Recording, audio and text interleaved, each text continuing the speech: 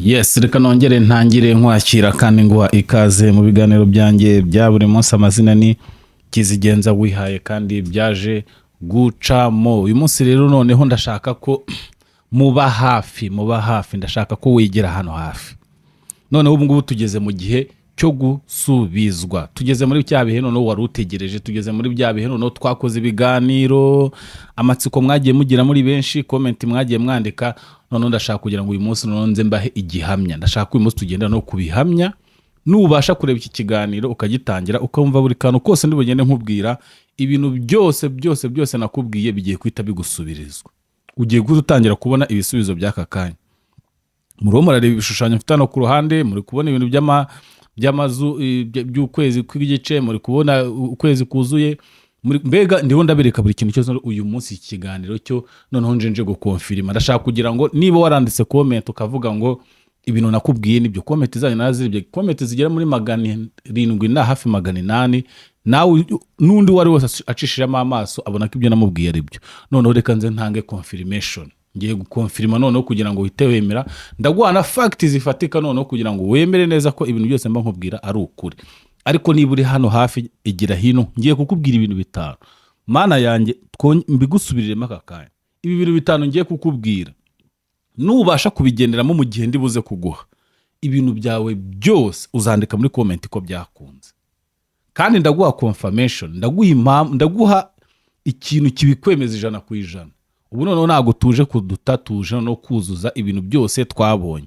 Nakoze ikiganiro kimaze shout out, reka manze mbashimire mbikuye ku mutima, kimaze kugira 68,000, kiri hafi kuzuza 100,000. N'abandi batarakireba cyangwa se batakizi busubiremo ujye kukireba kugira ngo iki kiganiro nubasha kugikurikira wararebye icyo ngicyo ndi kuvuga kiri kuri channel yanjye, kimaze kuzuza ibyumweru 3, uraza gusanga ibintu byose ngiye kukubwira bigomba guhura 100%.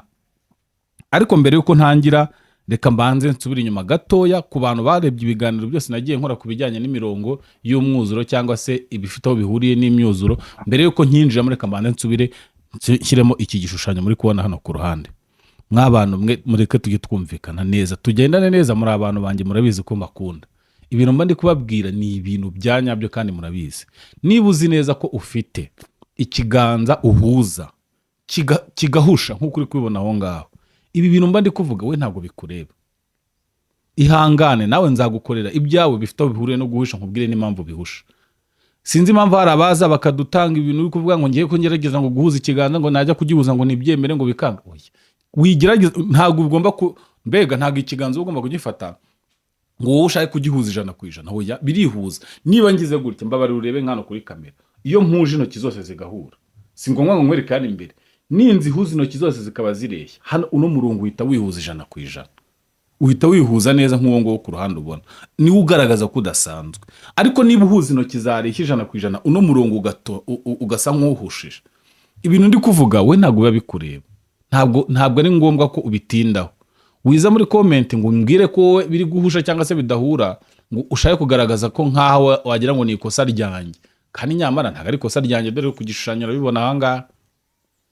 Nako kantu nshaka kuvuga kuko hari abantu bakunda kugira dute. Noneho rero ku bantu muhuje 100%, reka ngarure cya gishushanyo nari mfiteho. Noneho aha ngaha dufite, ndagira ngo dutangire iki kiganiro twitonze, tugendana akantu ku kandi. Ibintu ngiye kugusobanurira uyu munsi ni ibintu uku kwezi kurajya kurangira. Nako si n'uku kwezi gusa, reka nze ndaza kubihuza n'ibyo usanzwe uzi umunsi ku munsi kugira ngo byemere. Reka twihute cyane, ntabwo nshaka kugutindira. Mbere yuko ninjira mu bintu bitanu usabwa 100%, urabisabwa niba uzi neza ko uhuza ikiganza bigahura 100%. Dore ibintu bitanu ndibuze kukuganira. Ariko mbere yuko mbyinjiramo, reka mbanze ngo confirmation nkuko nari mbivuze. Noneho ninjiye mu bintu neza ubizi, uvuga ati bya bintu koko nibyo 100%. Niba aka kanya nuvuga ngo turi ku itariki 5, sibyo? Turi ku itariki zingahe? 5 nkuko uri kubibona. Niba aka kanya hashize iminsi n'ibiri, ariko hashize iminsi 2 hatangiye icyo twita igisibo cy'abayisilamu, nyine abasengera mu idini ya Isilamu. Niba udukurikira umusilamu ubwo urabizi, niba utanabizi reka mbikubwire wowe utari umusilamu. Hashize nibura iminsi 2 igisibo gitangiye. Kuki utajya wibaza impamvu igisibo gitangira muri iki gihe? Kuki mbega igisibo cy'abisilamu cyangwa se n'icy'abarokore muzi ko bagira iminsi 40 bose bagenda bagira iminsi bahuriraho, kuki mutajya mwibaza impamvu bihurirana no gutangira k'ukwezi? Gutangira kw'iki k'ukwezi? Ngewe narababwiye ngo umuntu ufite hafi umuntu mu kiganza niyo yujuje full moon hari ibintu asabwa bigahura. Hari abagiye bambaza muri comment ngo ni ryari umuntu azamenya ko hafi moon yuzuye nani full moon yuzuye, ni ryari umenya ko hafi moon uyifite. None reka dutangire ruri uyu munsi kugira ngo ubyumve neza. Reka mbabwire noneho ibintu biri mu buhanuzi buzwi kandi bwemewe. Nta na rimwe abanyamadini yaba abagatulika yaba abarokore yaba abasilamu nta na rimwe bajya batangira igisibo biri mu kwezi kuzuye. Turi ku itariki 5, uri kureba iki kiganiro ku itariki 5 nimugoroba saa 9 z'ijoro uze kureba ukwezi ko koraba kumeze, uraza gusanga kutuzuye.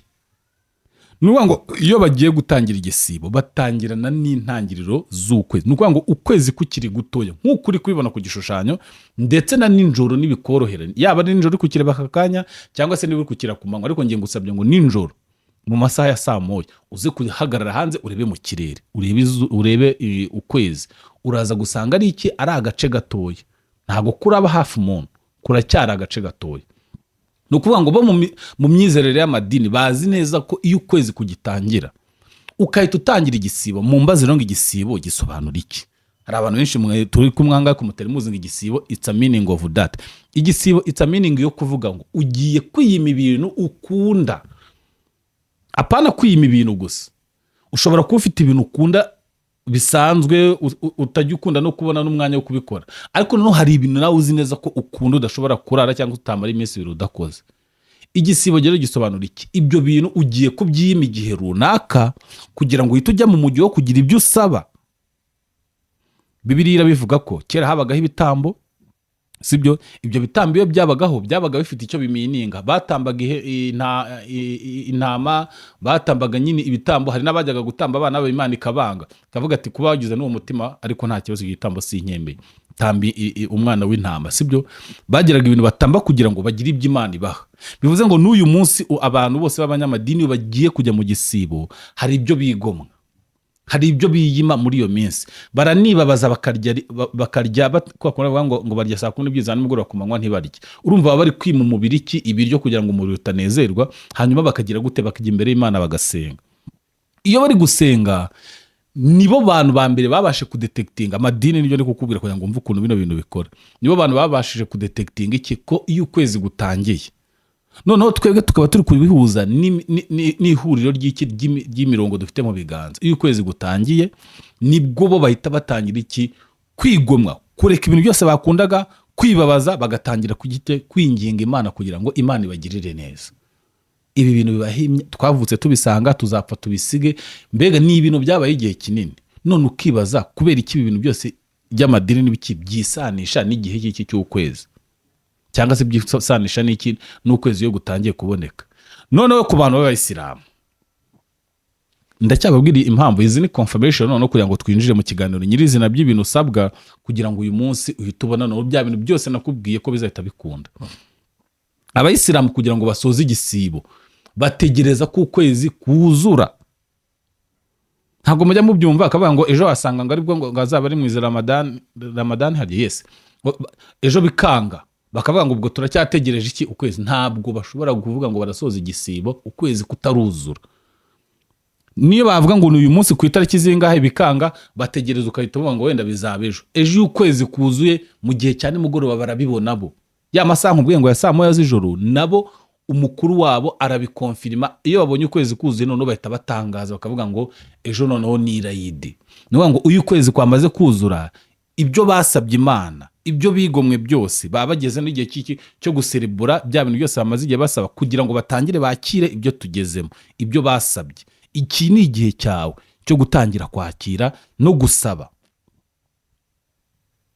Kucyuri none ushaka kwitabiza ngo kukinkoresheje ijambo ngo kwakira kandi ugiye gusaba. Oya, kwakira ndi kuvuga ni ukubanza kwakira ko ibyo bintu ugiye kubishobora, hanyuma utangire ute ubisabe. Ubu noneho tugiye kugendana akantu ku kandi, noneho tubihuze n'imyizerere y'amadini. Kuko noneho najyaga mbivuga ukabitwara n'imirongo gusa ukavuga ngo wasanga ari ibintu bifite ubure n'imirongo gusa. Oya, noneho umunsi bigiye kuba imirongo bihure n'idini.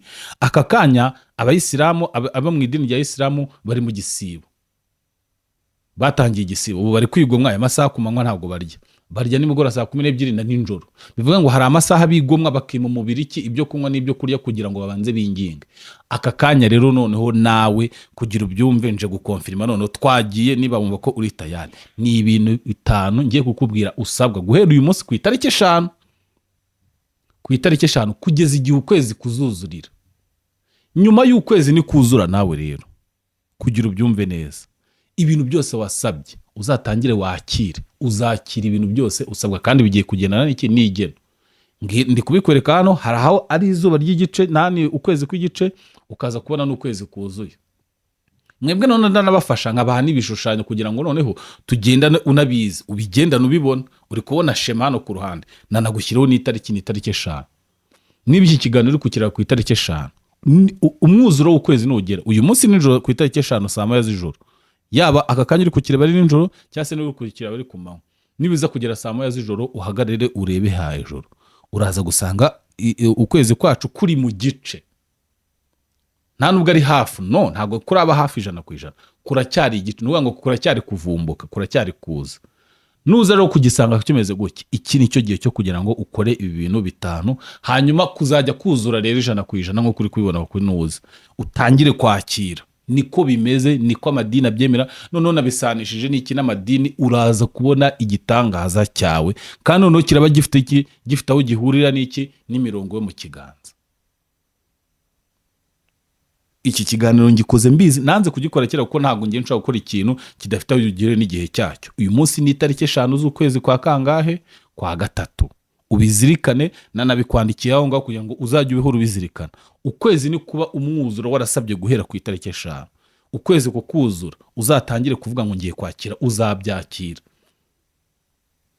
Twagiye ahangaho nshaka kuza kwizima mu magambo y'ino kavuga ngo noneho ni iki nsabwa. Dore ibyo wowe usabwa 5, ibintu 5 wowe usabwa kugira ngo ukwezi kuzuzure. Nubarabikoze uzahita utangira kwakira, kandi muri comment ndabizi kuzagaruka kamwe ngo ibintu wavuze n'ibintu nasabye n'ibintu twashakaga byose nubu urwaye uzasabe ku Imana igukiza, izagukiza. Nubu ushaka akazi ntako wari ufite, Imana izagusubiza muri uwo mwuzuro w'ukwezi. Nutangira gusaba ku itariki 5 bizahita bikunda. Ikintu cyose mbega wari ufite muri plan, niba wari ufite ahantu ashaka kudepoza, niba wari ufitanye urubanza n'umuntu ari kukurega akubeshyera ashaka kugira ngo akunyanganye ibintu byawe, ugira icyo usaba Imana akanya ubwira ngo ngiyewe Imana ndagusabye ibi bintu ndabikurikiza, nimbikurikiza Imana ndagusabye ngo ibintu byanjye bizagende gutya. Umwuzuro w'ukwezi nugera bizakunda. Twagiye kugira ngo none mpamvu naje mbabwira ngo uyu munsi nagomba kubanza kubaha confirmation y'ibyo ndi kubabwira, y'ibintu ngiye kubabwira, no nkabanza nkagwa confirmation ko nubikora nkuko mbikubwiye, umwuzuro w'ukwezi nugera ibintu byose wavuze bizakunda. Kandi mujye mugira kwizera ibintu ndi kukubwira. Abantu barabisobanukiwe, abanyamadini barabisobanukiwe, niyo mpamvu bakangurira abantu bati nimuze tujye mu gisibo twiyirize twibabaze kugira ngo Imana itugirire gute, itugirire neza. Niba ari n'umusilamu ukurikiye iki kiganiro cyanjye, ushobora kubona utarubizi 100%, ariko noneho nguhaye confirmation. Impamvu aka kanya muri mu gisibo ntago ari ukuvuga ngo ni ibintu ngo byihame ry'idini, hoya nuko idini ryanyu rizi neza ko iyo intangiriro z'ukwezi kuje hakazaho igisibo, iyo muri kwinginga musaba Imana uko kwezi uko kugenda kuzamuka, iyo kugeze mu mwuzuro mugatangira mukahita mujya ku irayidi, Imana ibitangiye gusubiza imigisha yanyu, ibitangiye gusubiza ibintu byose mwayisabye.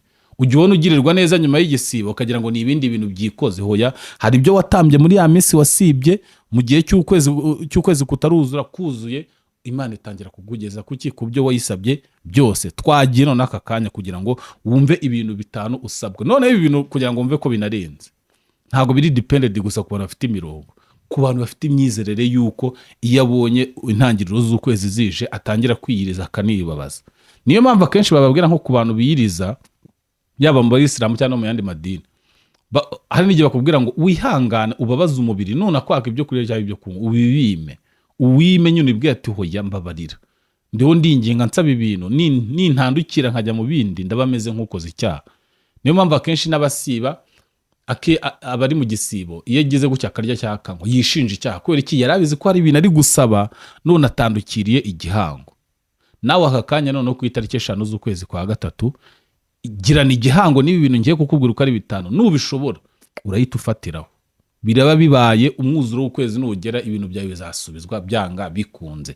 Twagiye ku kintu cya mbere usabwa guhera ku itariki 5 z'ukwezi kwa gatatu mu ntangiriro z'ukwezi nk'uko ndi kubikwereka, kugira ngo nibijya kuzura ukwezi nikujya kuzura kose uzatangire kugira ute kwakira ibyo wasabye, ibyo wabwiye Imana ngo igukorere, ibifite aho bihuriye n'imirongo yo mu kiganza nk'uko mbigusobanurira umunsi ku munsi. Twagiye dore ikintu cya mbere usabwa, urasabwa ikintu bita kwiyeza umaramaje.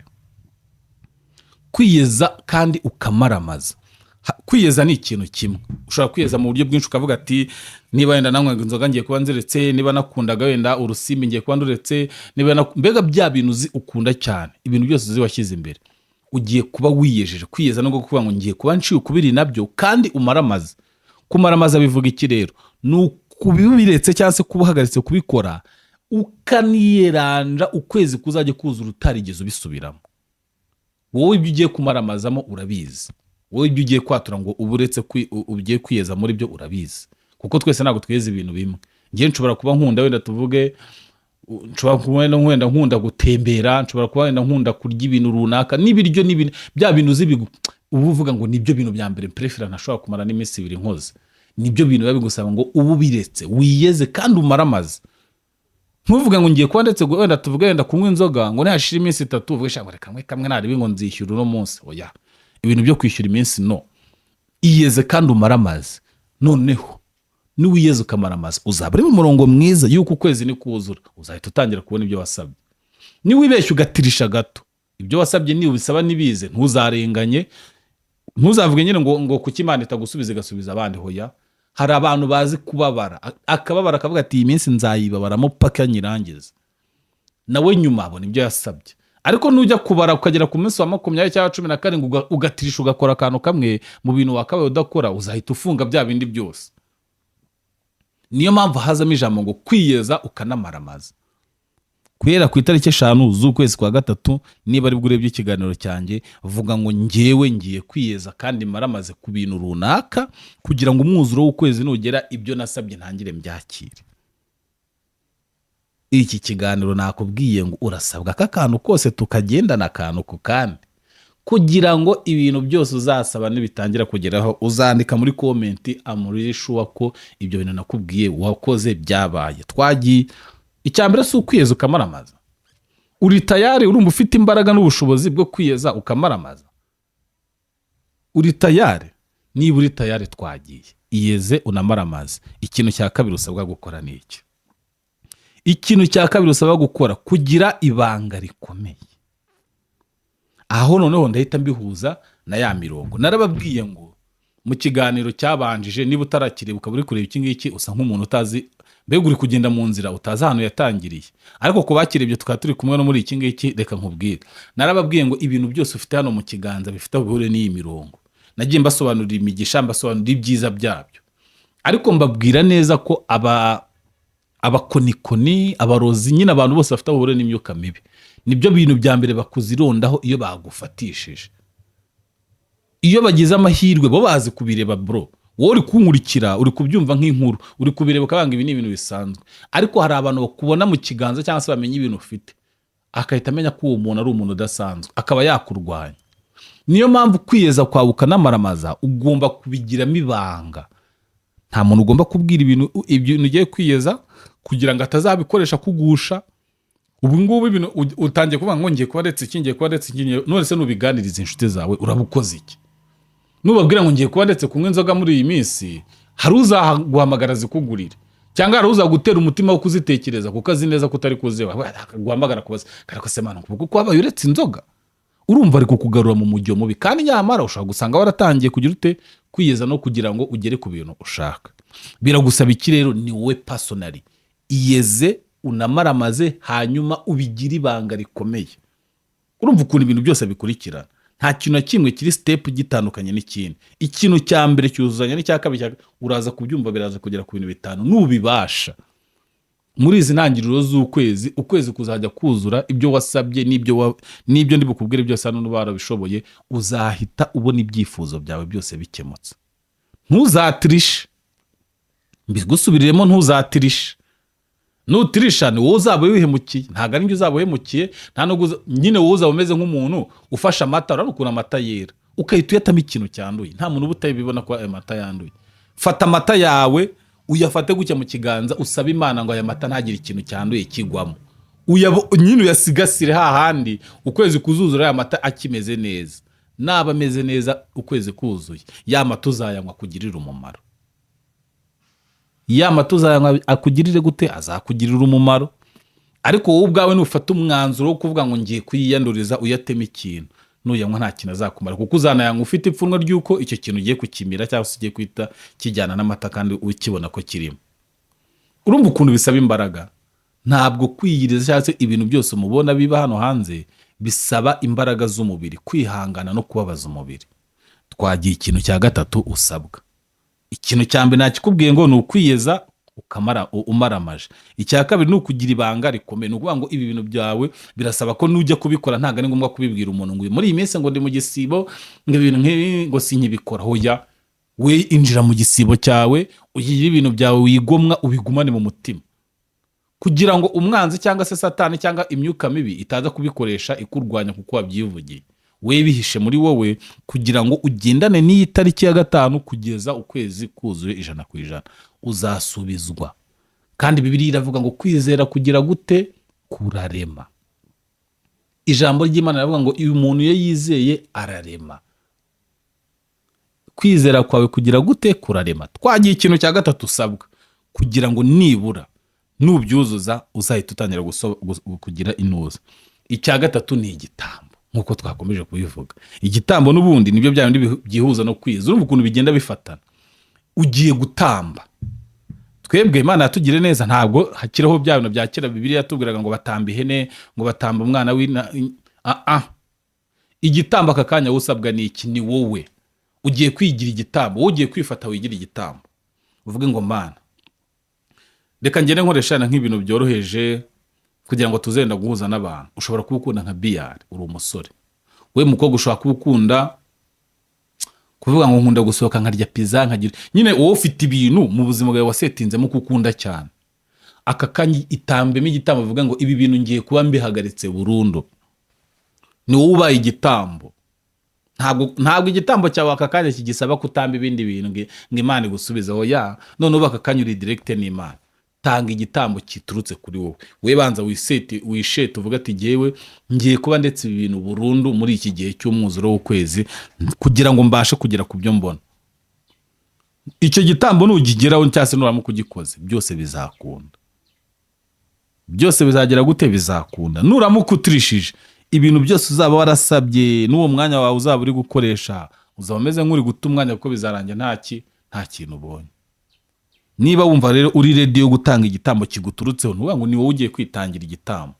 Hari ibyo ugiye kwemera wibabazemo, hari ibyo ugiye kwemera wakire, kugira ngo n'umwuzuro wawe nujya kuza uzaza ubizi neza ngo ngewe ndi perfect. Uzarebe iyo wakoze neza, yaba mu ishuri iyo wize cyangwa se iyo wakoze nk'ikizame ugatsinda ukabona amanota meza, nawe hari igihe wicarana ukihaka ukanywa akantu kavuga ati ko biri kose narakoze mbonye na result. Izi result rero dutegereje mu gihe cyo kugira ngo umwuzuro w'ukwezi ugere, nta kindi kintu zigusaba. Ntago ari ishuri rya danje, ntago ari iki, ni wowe ubwawe ugiye gufata umwanzuro. Nibiramuka bikunaniye rero ntuzanibreminge, kuko niwe uzaba wagize ute, uzaba waracitse intege. Ntuzibreminge, ko kwibreminga ni bibi. Ahubwo uzavuga ati ubwo ngiye ntago iki gihe nari ngishoboye, nzategereza ikindi gihe. Ariko iyo wibreminze n'ikindi gihe bibaye wumva ko utari bubishobore. Ushobora kunanirwa muri uku kwezi cyangwa se muri iki gihe tugiye mu gisibo, ariko icyo ubutaha ukazagishobora.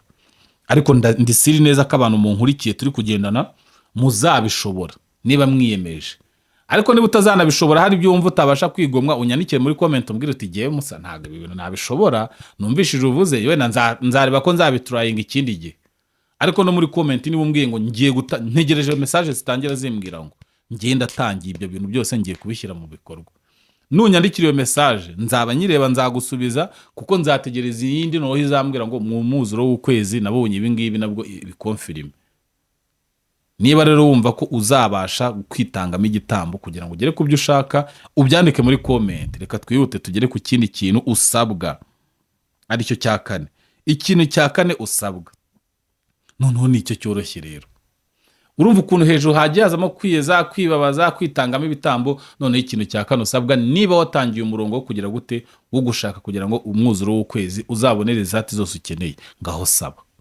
Ikintu cya kane ni ugusaba. Ntimukige cyangwa se ntimukabe abantu basaba nk'ingayi. Hari ibintu usaba ukaba ubizi ko utabishobora, n'Imana ibiguhaye. Niyo mpamvu hari ibintu umusaba Imana ikabibima. None se reka nkubaze bro, ngiye nguhe urugero rw'akantu kamwe, wumve ukuntu hari igihe natwe dusaba nabi, sibyo?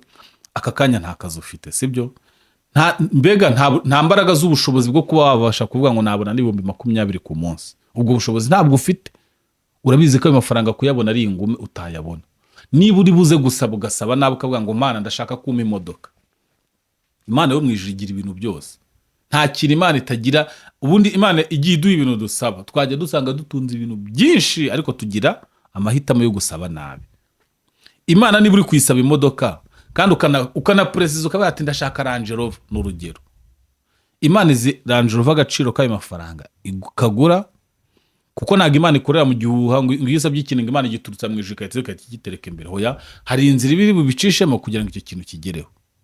None se iyo modoka kigura $1,000,000, nta n'akazi ufite, nta n'ayo utunze, nta n'aho uteganya gukorera amafaranga yatuma ugura iyo modoka, sibyo? Imana irahera kukikorera igitangaza. Ese iyo modoka nizo uzayitwara tutabasha kuyigurira esanse? Iriya modoka ishobora kuyinywa nk'ibihumbi 120 ku munsi. Ayo mafaranga urayafite? Wanayabona se wayashobora? Bivuze ngo rero hari ibintu musaba Imana ntibibahe. Kwera iki? Nawe wasabye ibintu uzi ko utabasha kwafodinga. Imana ishobora byose, Imana ifite byose, ariko hari ibyo uyisaba ikabona ko n'ubundi niyo yabiguha ntacyo byakumarira. None se iyo modoka nuyibona n'ubundi ntubashe kuyitwara ukahita uyigurisha, urumva imisabire yawe itazaba ari mibi? Gerageza kureba wowe uriyizi, uzi revo y'ubuzima uriho, uzi revo y'ibintu ucamo, uzi n'ibibazo ushaka Imana igukemurira da, cyangwa uzi ibintu byindi byifuzo Imana yaguha bikajyandana n'iki n'ubuzima bwawe bwa buri munsi. Bari icyo kintu usaba, ntimugasabe nabi. Urugero rwiza, niba udukurikiye ufite ababyeyi, sindi buze gupresiza ngo ababyeyi ngo bafite ubushobozi bungana gute, ariko wagenda ukabwira papa ngo ngurira akajugujugu, ngurira indege yo mu kirere, wabimubwira? Impamvu se utabimubwira ni iyihe? Nuko uzi ko ibyo bintu nabimubwiye waba umeze nk'uri yahita agira ngo wabaye umukomediye. Kubera iki nawe ibintu uri kumubwira ntibibaho? Kandi urabizi ko papa wawe nta kintu atagukora gukura umwana we, nyine aba yumva ikintu cyose wakenera yakiguha. Ariko ugeze ku rwego ugiye kumusaba ikintu nawe ari buze kugufata nkaho usaze.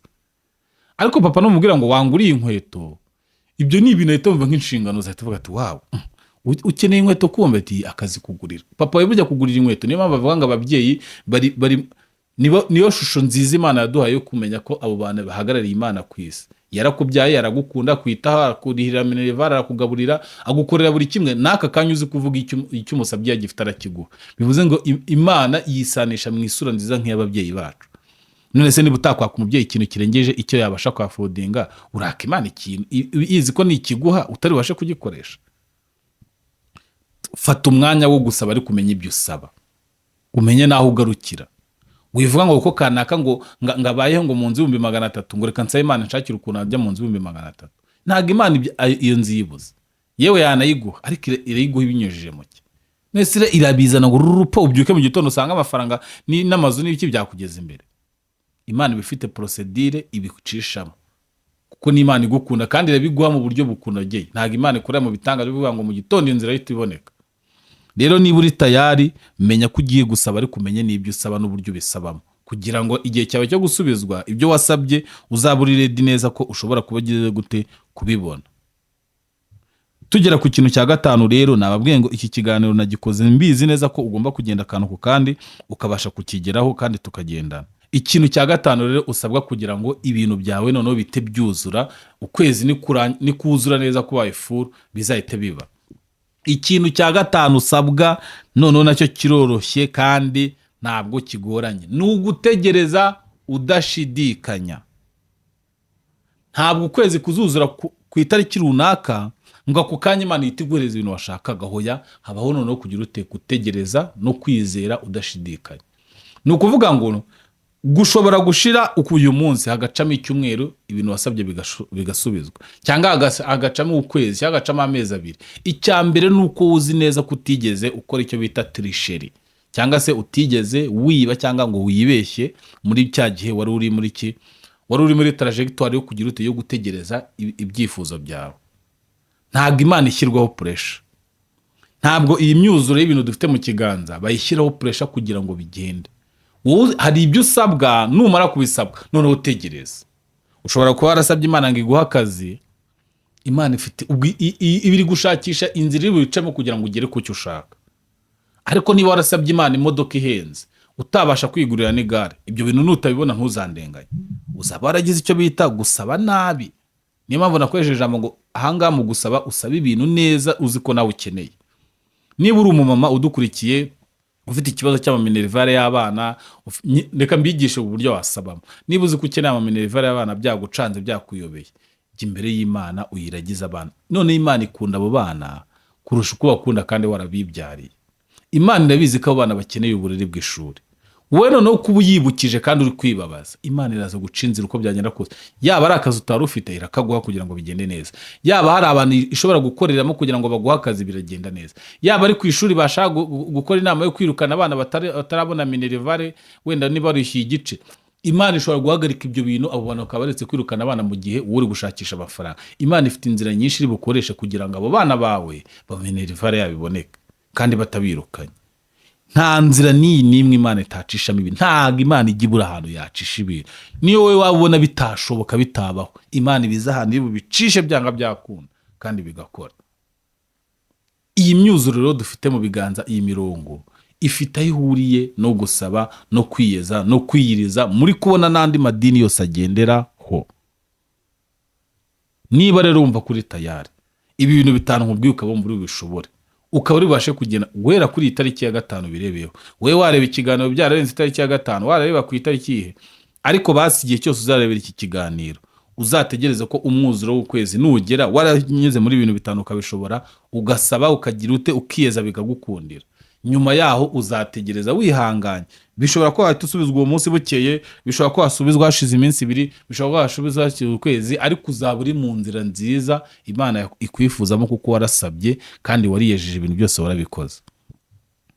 Ibi bintu bitanu nkubwiye nongere mbisubiremo, nubasha kubyeza kubikora byose nta na kimwe usimbutse. Umwuzuro w'ukwezi nakubwiye ngo nuhagarara hanze uze kureba hejuru ninjoro, kuri iyi tariki urebeho sinzi ngo ni iyihe, uze kureba hejuru nijoro uraza gusanga ukwezi kukiri igice. Umwuzuro w'ukwezi rero nugera warakoze bino bintu bitanu, warabashe kubigendamo neza, ibintu byose wasabye, ibyifuzo byawe byose bizahita bisubizwa. Ntegereje kureba comment zanyu, ntegereje kureba buri kimwe cyose, yaba umwuzuro w'ukwezi cyangwa se comment zimbwira ko ugiye gufata umwanzuro w'ino bintu bitanu ukabigenderaho kugira ngo utegereze umwuzuro w'ukwezi, ibyo wasabye byose Imana izabikugezeho. Nizere ko bimeze neza, nizere ko wakoze subscribe. Ahasigaye tugomba guhurira mu kindi kiganiro cyangwa se mu bindi biganiro byanjye, mugenda mutanga ubuhamya by'uko ibyo nababwiye byose nibyo mwasabye Imana yabibagejejeho. Shout out, ndabashimiye kandi mbikuye ku mutima. Ciao ciao.